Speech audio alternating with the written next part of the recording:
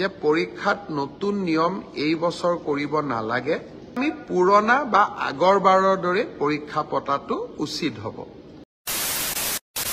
hello बंधु बान्धवीসকল আপোনালোকৰ কাৰণে আৰু এটা ডাউন খবৰলৈ আহিছোঁ খবৰটো এইটো হ'ল যেটো আমাৰ হ'বলগীয়া থাৰ্ড গ্ৰেড ফ'ৰ্থ গ্ৰেড যেটো আমাৰ এপিএছচিৰ দৰে ল'বলগীয়া হৈছিল সেইটো এতিয়া আকৌ এপিএছচিৰ দৰে নহয় যেতিয়া মানে যেটো আমাৰ আগৰ দৰে যে হৈছিল যেটো এক্সাম যেটো প্ৰথমে এক্সাম লৈছিল আৰু ইণ্টাৰভিউ লৈছিল এনেকা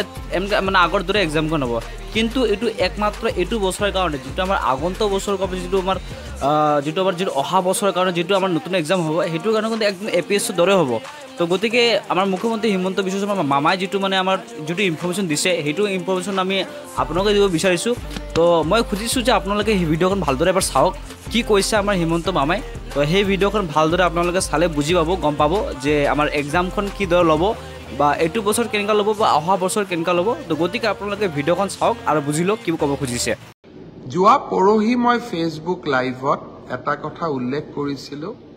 যে অসম চৰকাৰৰ তৃতীয় আৰু চতুৰ্থ শ্ৰেণীৰ যি পৰীক্ষা হ'ব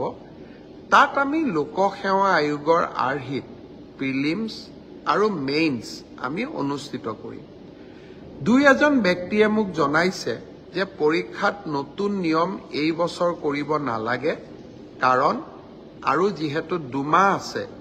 গতিকে আমি পুৰণা বা আগৰবাৰৰ দৰে পৰীক্ষা পতাটো উচিত হ'ব আমাৰ চৰকাৰখনে সদায় ৰাইজৰ কথা শুনিবৰ বাবে চেষ্টা কৰে কাৰণ আমি বিশ্বাস কৰোঁ লাও যেনেকৈ পাতৰ তলত থাকে চৰকাৰো ৰাইজৰ তলত থাকে ৰাইজৰ ঊৰ্ধত নহয় যিসকলে মোক এই পৰামৰ্শটো দিছিল দুই এজনে অলপ গালিগালাজো কৰিছে আৰু কিছুমানে ভালকৈ পৰামৰ্শটো দিছে গালিগালাজ কৰা সকলকো মোৰ মৰম জনাইছোঁ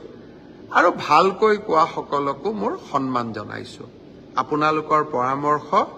অহা 2-3 দিনত আমি বিবেচনা কৰিম আৰু যিহেতু পৰামৰ্শটোত মেৰিট আছে যে হয় দুমাহ থাকোঁতে পৰীক্ষাৰ পেটাৰ্ণ এটা সলনি কৰিব নালাগে বিষয়টো আমি ডেফিনেটলি আমি বিবেচনা কৰি অহা 2-3 দিনতে আপোনালোকক ইয়াৰ সিদ্ধান্তৰ বিষয়ে মই অৱগত কৰিম আশা কৰিছোঁ বন্ধু বান্ধৱীসকল যে মামাৰ ভিডিঅ' কথাবোৰ আপোনালোকে বুজি পাইছে তো আপোনালোকে এনেকুৱা ইনফৰমেশ্যন পাবৰ কাৰণে মোৰ চেনেলখন ফ'ল' কৰিব পাৰে আৰু তো আপোনালোকে যদি এইটো ভিডিঅ' চাই ভাল লাগিছে বা কিবা আপোনালোকৰ সহায় হৈছে তো এই চেনেলখন ছাবস্ক্ৰাইব কৰি ৰাখক আৰু আহি আছোঁ এনেকুৱা ধৰণৰ এটা নতুন ইনফৰমেশ্যন লৈ আপোনালোকৰ কাৰণে তো এতিয়ালৈকে বাই বাই